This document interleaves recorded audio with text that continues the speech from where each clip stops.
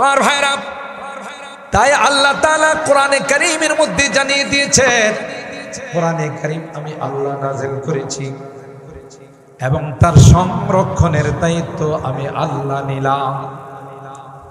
আপনারা জানেন সর্বপ্রথম আল্লাহর হাবিবের উপর হেরা গুহায় যে 5খানা আয়াত আল্লাহ নাযিল করেছিলেন সূরা ইকরা। যখন জিবরাইল আল্লাহর নবীর উপর আয়াত তিলাওয়াত করেন, তখন আল্লাহর নবীর সাথে সাথে ঠোঁট নাড়াইতেছিলেন, তিলাওয়াত করতেছিলেন যেন ভুলে না যায়।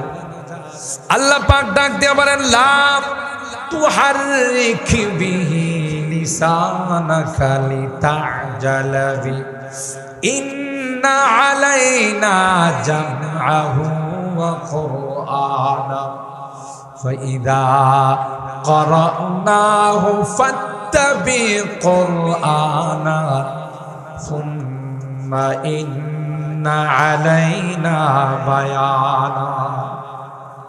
হে নবী, আপনি তাড়াহুড়া করবেন না। যখন জিবরাইল আমিন তিলাওয়াত করে আপনি মনোযোগ দিয়ে সেটা শুনতে থাকেন, টেনশন করবেন না। আমি আল্লাহ আপনার সিনায় কোরআন সংরক্ষণের দায়িত্ব নিলাম। শুধু কোরআন সংরক্ষণের দায়িত্ব নয়, এই কোরআনের প্রতিটি আয়াতের কি তাফসীর হবে, কি ব্যাখ্যার বিশ্লেষণ হবে, সেটাও আমি আল্লাহ আপনাকে শিখাবো। সুম্মা ইন্না আলাইনা বায়ানা। তাই উলামায়ে কেরাম বলেন, কেউ যদি কোরআনে কারীমের তাফসীর নিজের মেমোরি দিয়ে, নিজের বিদ্যা দিয়ে, বিবেক দিয়ে যদি কোরআনের কোন আয়াতের তাফসীর কেউ করতে যায়, এটা গ্রহণযোগ্য তাফসীর নয়।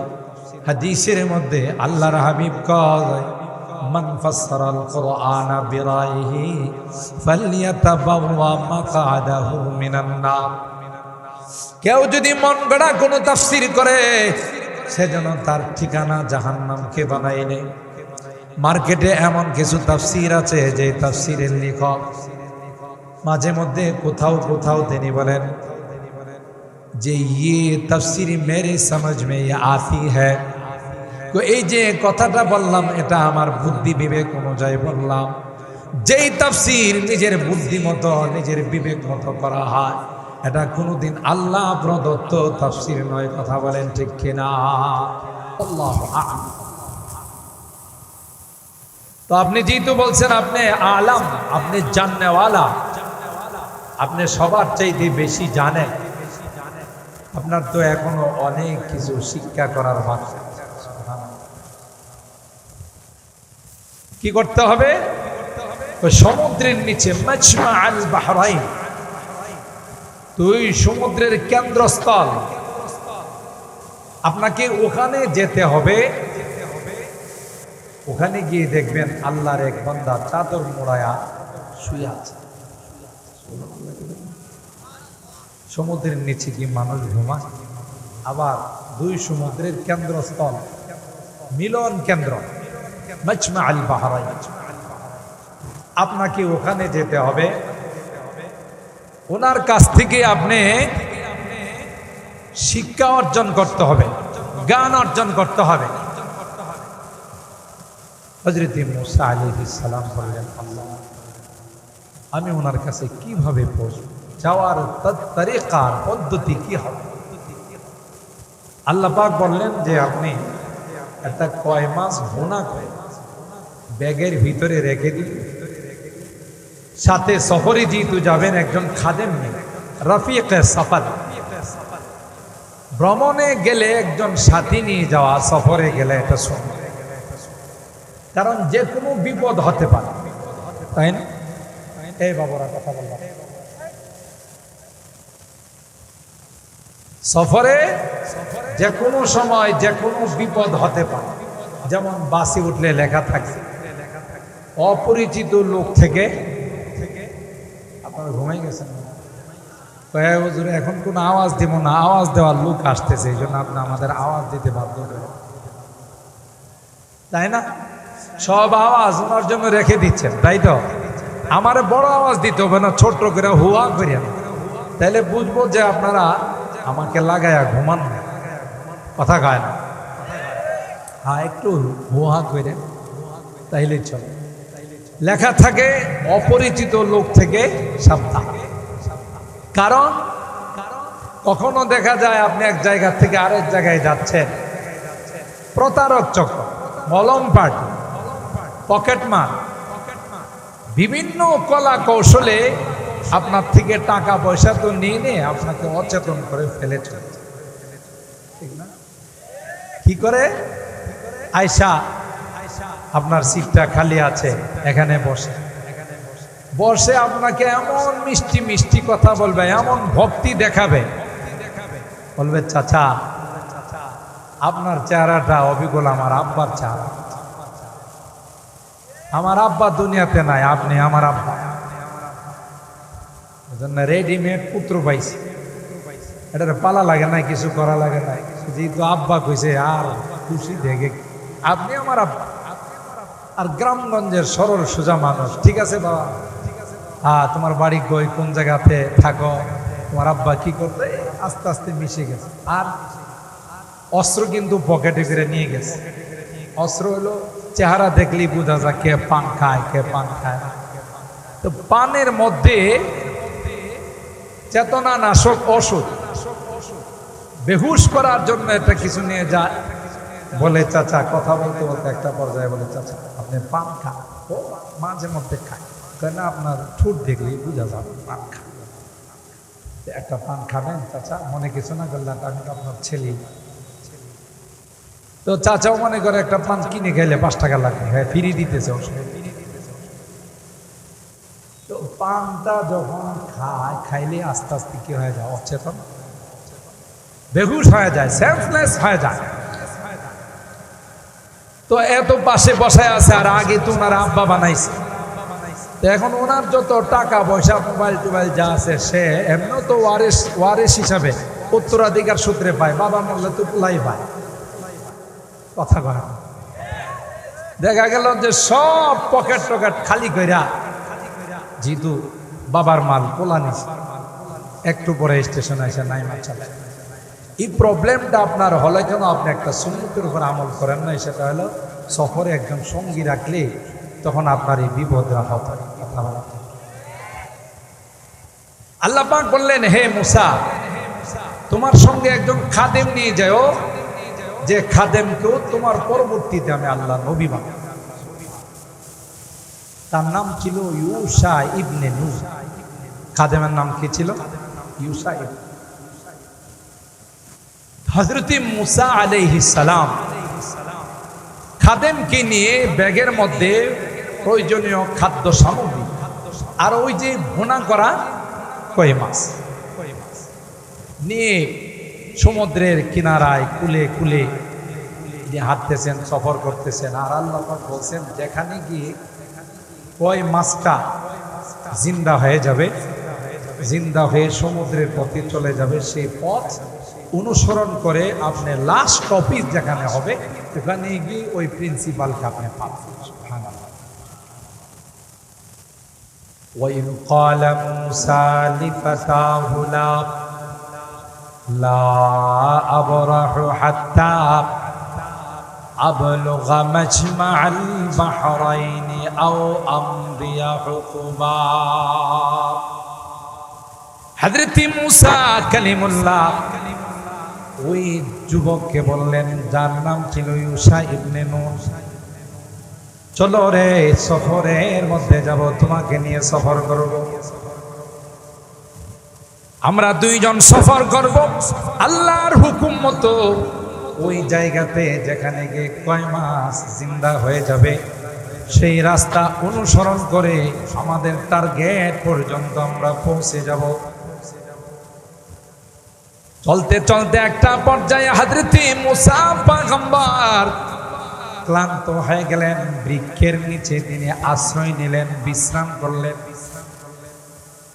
বিশ্রাম থেকে উঠে সামনের দিকে যখন অগ্রসর হলেন, ফালাম্মা জাওয়াজা ক্বালা লিফাতাহু আতিনা গাদাআনা লাকাদ লাকিনা মিন সাফারিনা হাযা নাসাবা।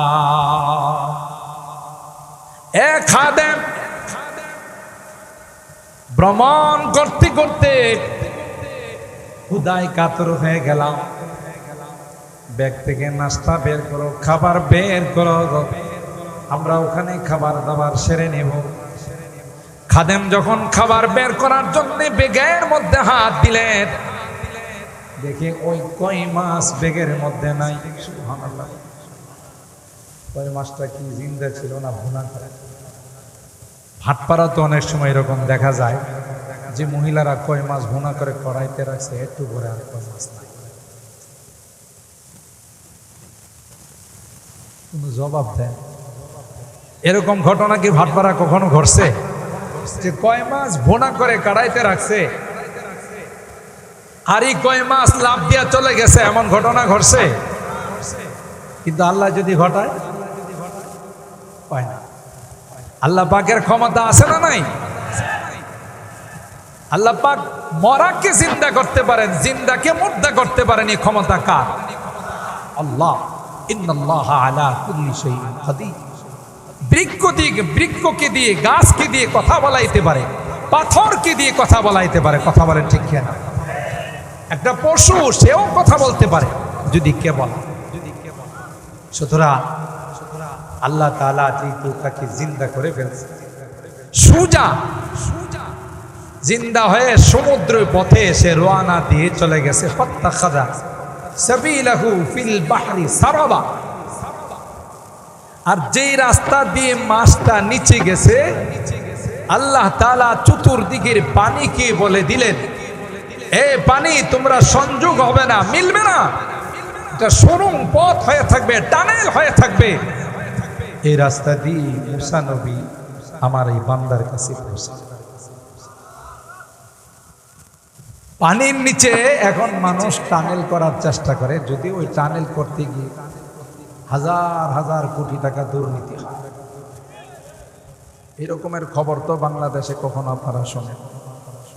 কথা কয় আল্লাহ।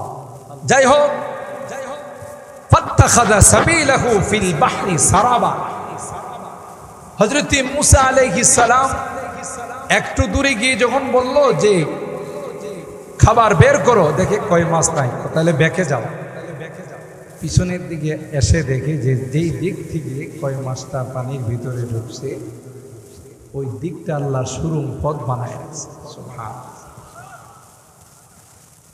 হযরত মুসা পয়গম্বর খাদেম ইউশা ইবনে নুন কে নিয়া সুজা ওই পথে রওনা দিলেন।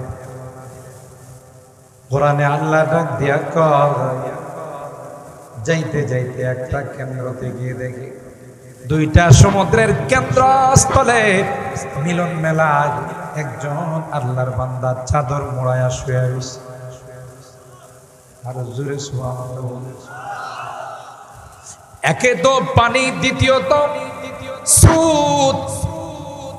এই স্রোতের মাঝখানে চাদর মোড়ায়া ওখানে শুয়ে আছেন আল্লাহর পয়গম্বর হযরত মুসা আলাইহিস সালাম। কাছে গিয়া বললেন, আসসালামু আলাইকা ইয়া আবদুল্লাহ। ওগো আল্লাহর গোলাম, আল্লাহর বান্দা, আপনার উপরে সালাম। তাফসীরের কিতাব খুলে দেখুন, ওই আল্লাহর বান্দা চাদর মুখের থেকে সরায় না। চাদর দেওয়া আছে মুখের মধ্যে, এখনো চেহারাটা খুলে দেখেন নাই। কে আসছে, কে আমাকে সালাম? চাদরের ভিতর থেকে তিনি বললেন, ওয়া আলাইকাস সালাম ইয়া মুসা নবী আল্লাহ। এ বনি ইসরাইলের পয়গম্বর মুসা, তোমার সালামের জবাব দিন। সুবহানাল্লাহ। হযরত মুসা পয়গম্বর প্রথমে বললেন, আপনার সঙ্গে তো জীবনে কোনোদিন আমার দেখা হয় নাই, জীবনে কোনোদিন কথা হয় নাই, এই তো জীবনের ফার্স্ট, সর্বপ্রথম। আপনি কি করে জানলেন আমি যে বনি ইসরাইলের পয়গম্বর মুসা? তিনি তখন জবাব দেয়, আমি যে সমুদ্রের কেন্দ্রস্থলে শুয়ে আছি তোমাকে কে জানাইল? যিনি তোমাকে পথ লোকেশন তোমাকে দেখাইল, পথ প্রদর্শন করছেন, তিনি আমাকে জানিয়ে দিয়েছেন যে বনি ইসরাইলের পয়গম্বর মুসা আপনার কাছে শিক্ষা অর্জন করার জন্য আসবে। আমার ভাইরা, হযরত মুসা পয়গম্বর অ্যাপ্লিকেশন করলেন, দরখাস্ত করলেন। ক্বালা হাল আত্তাবিউকা আলা আন তুআল্লিমানি মিম্মা উল্লিমতা রুশদা। হুজুর, আপনার নিকট অনেক দূর থেকে সফর করে আসছে, অনেক কষ্ট করে আসছে। আল্লাহ আপনাকে যে আসমানি ইলম দিয়েছে, যে বিদ্যা দিয়েছে, আমাকে কি সেটা শিক্ষা দিবেন? চাদরের ভিতরে যিনি শুয়ে আছেন তিনি বললেন, ক্বালা ইন্নাকা লান তাসতাতিআ মাইয়া সাবরা। ও মুসা, না না, আমার শিক্ষা প্রতিষ্ঠানের নিয়ম কানুন বড় কড়া, তুমি মেনে চলতে পারবে না, তাই তোমার পক্ষে আমার মাদ্রাসায় ভর্তি হওয়া সম্ভব নয়। ওয়া কাইফা তাসবিরু আলা মা লাম তুহিত বিহি খুবরা। আর কি করে তুমি আমার সাথে তুমি থাকবে, আমার শিক্ষা কি করে তুমি গ্রহণ করবে? আমি যা যা করব একটাও তোমার সমর্থনযোগ্য নয়। আমি যা যা তোমাকে পড়াবো একটাও তুমি মানতে পারবে না। তোমার কাছে যে ইলম আছে আমার কাছে যা আছে দুইটা এক নয়। হযরত মুসা পয়গম্বর বললেন, যা যা শর্ত দিবেন সবগুলো মেনে আমি আপনার মাদ্রাসায় ভর্তি হব। ক্বালা সাতাজিদুনি ইনশাআল্লাহু সাবিরা ওয়ালা আসি লাকা আমরা। আমি ধৈর্য সহকারে আপনার প্রতিষ্ঠানে ভর্তি হব, প্রতিষ্ঠানে লেখাপড়া করব। আল্লাহ চাহে তো আমাকে আপনি অধৈর্যশীল পাবেন না, আমি অঙ্গীকার পেশ করব। সুবহানাল্লাহ। আমার ভাইরা, এরপরে ঘটনা অনেক লম্বা ঘটনা, সামনে বুঝা গেল ইলমে দ্বীন অর্জন করা। আমি চারখানা আয়াত থেকে 66 থেকে 67, 68 এবং 69 নম্বর আয়াত পর্যন্ত শুধু তরজমাটা আপনাদের খেদমতে পেশ করলাম। এতে বুঝা গেল ইলমে ওয়াহি, ইলমে দ্বীন, আসমানি কিতাবের ইলম, এটা যতদিন পর্যন্ত জীবিত থাকবে ততদিন পর্যন্ত এই শিক্ষার সময় শেষ হবে না। আর পৃথিবীর মধ্যে সবচাইতে দামি বিদ্যা, সবচাইতে দামি শিক্ষা হলো কোরআন হাদিসের শিক্ষা। কথা বলেন ঠিক না? আমি তো আমার অনেক বয়ানে বলি, ইন্টারন্যাশনাল ভাষা যদি হওয়ার যোগ্যতা কোনো ভাষার থাকে সেটা হলো আরবি ভাষা। কারণ আরবি ভাষা সেই রুহের জগতে ছিল, আরবি ভাষা মার পেটের জগতে ছিল, দুনিয়ার জগতে আছে, কবরের জগতেও থাকবে, জান্নাত পর্যন্ত আরবি ভাষা থাকবে। কথা বলেন শিক্ষা। তাইলে যেই ভাষা আগেও ছিল, এখনো আছে, ভবিষ্যতেও থাকবে, সেটাকে ইন্টারন্যাশনাল ভাষা হওয়ার দাবি রাখে না যেই ভাষা উড়ে এসে জুড়ে বসছে সেটা দাবি রাখে? ইংলিশ বর্তমান বিশ্বের ইন্টারন্যাশনাল ভাষা। মুসলমানের হাতে যদি ক্ষমতা থাকতো তাহলে পৃথিবীর সবচাইতে দামি ভাষা, ইন্টারন্যাশনাল ভাষা হতো কোরআনের ভাষা। কথা বলেন ঠিক কিনা? কোরআনের ভাষা হতো সবচাইতে দামি ভাষা। এই জন্যে আল্লাহ পাক রব্বুল আলামিন তার হাবিবে পাকের জুবান দিয়ে গোটা বিশ্বের মানুষকে জানিয়ে দিয়েছেন যে আপনি জানিয়ে দেন খায়রুকুম মান তাআল্লামাল কুরআন ওয়া আল্লামা, যারা কোরআন পড়ে এবং পড়ায় এরাই হলো পৃথিবীর শ্রেষ্ঠ সন্তান। সুবহানাল্লাহ। এই ঘোষণা কে দিয়েছেন? আল্লাহ। কার মাধ্যমে? তার হাবিবে পাকের মাধ্যমে। পৃথিবীতে যারা যত নামি দামি ভার্সিটিতে লেখাপড়া করো, ক্যামব্রিজ বলেন, অক্সফোর্ড বলেন, হার্ভার্ড বলেন, তাদের কি শ্রেষ্ঠ সন্তান বলা হয় নাই? শ্রেষ্ঠ সন্তান আল্লাহর হাবিবের জুবানে মুবারক দিয়ে আল্লাহ তাআলা ডিক্লার দিয়েছেন যে আপনি জানিয়ে দেন খায়রুকুম মান তাআল্লামাল কুরআন ওয়া আল্লামা। কোনো হাদিস নেই যে যারা জাগতিক শিক্ষা অর্জন করে তাদের পায়ের নিচে রহমতের ফেরেশতারা পর বিছাই দেয়, তাদের জন্য গোটা বিশ্বের সমস্ত প্রাণীরা দোয়া করে। একমাত্র যারা ইলমে ওহী অর্জন করে, কোরআন সুন্নাহর জ্ঞান যারা অর্জন করে, শিক্ষা যারা অর্জন করে, তাদের সম্পর্কে হাদিসের মধ্যে আসে যে তাদের পায়ের নিচে নূরের ফেরেশতারা তাদের পর বিছায়। গোটা বিশ্বের সকলে তাদের জন্য আল্লাহর কাছে দোয়া করে। সুবহানাল্লাহ। ওয়া ইন্নাল আলিম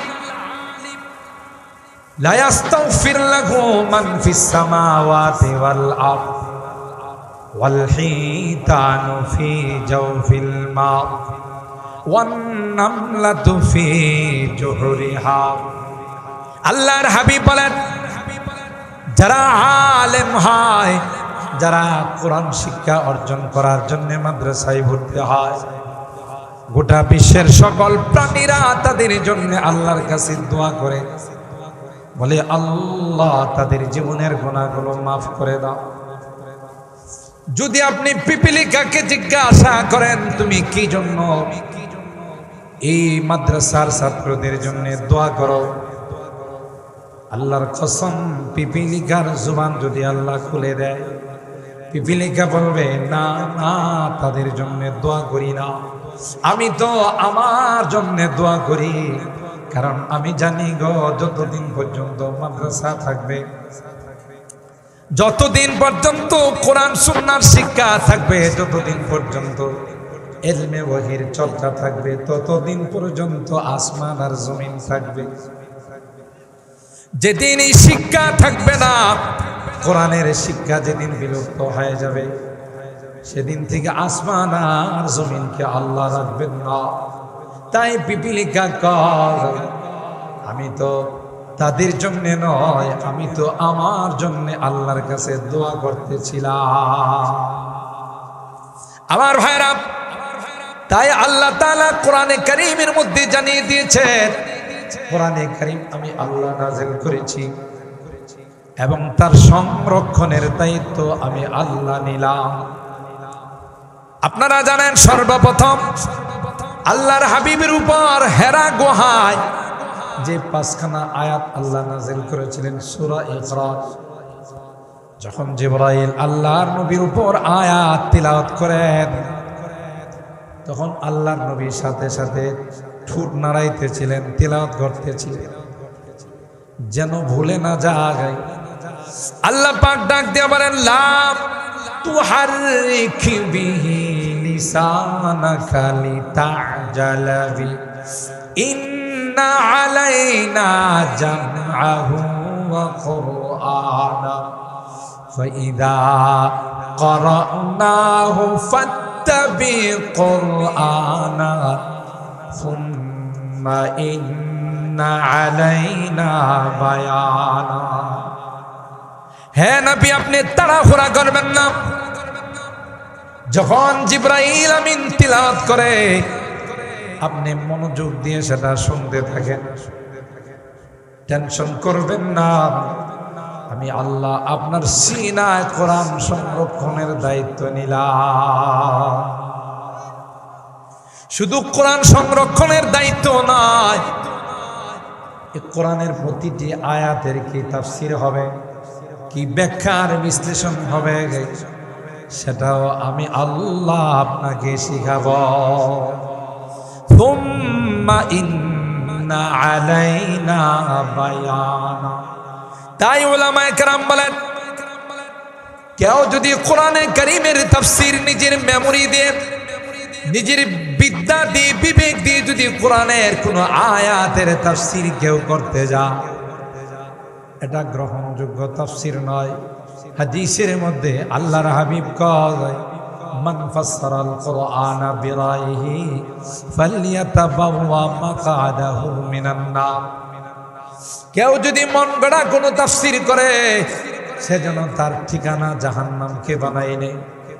মার্কেটে এমন কিছু তাফসীর আছে যে তাফসীরের লেখক মাঝে মধ্যে কোথাও কোথাও তিনি বলেন যে ইয়ে তাফসীর মেরে সমঝ মে আতি হ্যায়। তো এই যে কথাটা বললাম, এটা আমার বুদ্ধি বিবেক অনুযায়ী বললাম। যেই তাফসীর নিজের বুদ্ধি মতো, নিজের বিবেক মতো করা হয়, এটা কোনোদিন আল্লাহ প্রদত্ত তাফসীর নয়। কথা বলেন ঠিক কিনা? এটা হলো মন গড়া তাফসীর। আর মন গড়া তাফসীর যারা করবে এবং যারা পড়বে, এর দ্বারা কোনোদিন হিদায়াত আসবে না। কথা বলেন ঠিক কিনা? তাহলে আল্লাহ রাব্বুল আলামিন, হ্যাঁ ভাই, আমরা সুশৃঙ্খল ভাবে বসে যাই। খতিবে বাঙ্গাল চলে আসবে আমাদের মাঝে, আমরা সুন্দরভাবে বসে যাই ইনশাআল্লাহ। যার অপেক্ষায় অধীর আগ্রহে আমরা বসা ছিলাম, ইনশাআল্লাহ তিনি স্টেজেই চলে আসবে। আমরা সবাই যারা যেখানে আছি আমরা বসে পড়ি, মাহফিলের শৃঙ্খলা বজায় রাখার জন্য, সৌন্দর্য বজায় রাখার জন্য আমরা কেউ আওয়াজ না করি। সম্মানিত সুধী, এই 2 মিনিটের মধ্যে আমার আলোচনার ফিনিশিং দিচ্ছি আমি।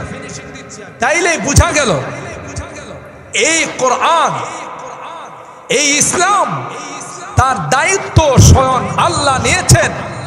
গোটা বিশ্বের সকল শক্তি আর মহাশক্তি একত্রিত হয়ে যদি চেষ্টা করে এই কোরআনের লাইটকে অফ করে দেওয়ার জন্য, আল্লাহর কসম করে বলতে পারি, কোরআনের লাইটকে অফ করতে পারবে না। যারা অফ করতে যাবে তারা নিজেরাই অফ হয়ে যাবে। কথা বলেন ঠিক কিনা? চেষ্টা করেছিল সেই বড় বড় বাহাদুর, বড় বড় পাওয়ারওয়ালা, সুপার পাওয়ার যারা, সুপার পাওয়ারের মালিক যারা, আমরা ইতিহাস তালাশ করলে দেখি, যারাই এই ইসলামের লাইটকে অফ করার, কোরআনের লাইটকে নিভিয়ে দিতে চেয়েছে, কোরআনের মাদ্রাসাগুলোকে বন্ধ করতে চেয়েছে, কোরআনের মাদ্রাসা বন্ধ হয় নাই। 3 দিন কোরআনের মাদ্রাসা বাড়তি আছে। কথা বলেন ঠিক কিনা? चरा गेरा के इज्जत पर फरूजा हरा कसदम तनजीज हरा कसदम जनदरी शशब सूजा। যে লাইট আল্লাহ জ্বালায়, এটাকে যদি কেউ ফু দিয়ে, ফুৎকার দিয়ে নিভাই দিতে চায়, লাইট অফ হবে না। যিনি নিভাইতে যাবে সে নিজেই নিভে যাবে। কথা বলেন ঠিক কিনা?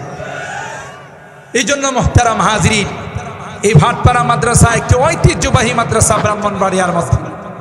ভাটপাড়ার মানুষ এই মাদ্রাসাকে অন্তর দিয়ে আপনারা ভালোবাসেন, মহব্বত করেন। তাই আজীবনের সাথে আমরা সম্পর্ক রক্ষা করব, আজীবন আমরা এর সাথে মহব্বত রক্ষা করব। আল্লাহ পাক রব্বুল আলামিন আমাদেরকে আজীবনের সাথে সম্পর্ক রাখার তৌফিক দান করুন। আমিন। ওয়া আখিরু দাওয়ানা আনিল হামদুলিল্লাহি রাব্বিল আলামিন। সকলেই শুকরিয়াতান বলি আলহামদুলিল্লাহ। আর একটু আস্তে বলি আলহামদুলিল্লাহ। আমি আগেই আপনাদেরকে বলেছি, আজকের মাহফিলের যিনি মধ্যমণি, কারা নির্যাতিত মজলুম আলেম দ্বীন, খতিবে বাঙ্গাল হযরতুল আল্লামা জুনায়েদ আল হাবিব সাহেব আমাদের স্টেজে পৌঁছে গেছেন। আরো জোরে বলেন আলহামদুলিল্লাহ। আর একটু জোরে বলেন আলহামদুলিল্লাহ। হযরত আমাদের মাঝে তার মূল্যবান তাকরীর পেশ করবেন, নসিহা পেশ করবেন। আমরা ধৈর্য সহকারে শুনে আখরি মোনাজাত করে যাব। আল্লাহ তাআলা আমাদেরকে শেষ পর্যন্ত বসে মোনাজাত করে যাওয়ার তৌফিক দান করুন। আমিন। ওয়া আখিরু দাওয়ানা আনিল হামদুলিল্লাহি রাব্বিল আলামিন। আসসালামু আলাইকুম ওয়া রাহমাতুল্লাহি ওয়া বারাকাতুহু। সবাই তাকবীর, নারে তাকবীর, আল্লাহু আকবার, নারে তাকবীর, আল্লাহু আকবার, নারে তাকবীর, আল্লাহু আকবার। খতিবে বাঙ্গালের আগমন, শুভেচ্ছার স্বাগতম। খতিবে বাঙ্গালের আগমন, শুভেচ্ছার স্বাগতম।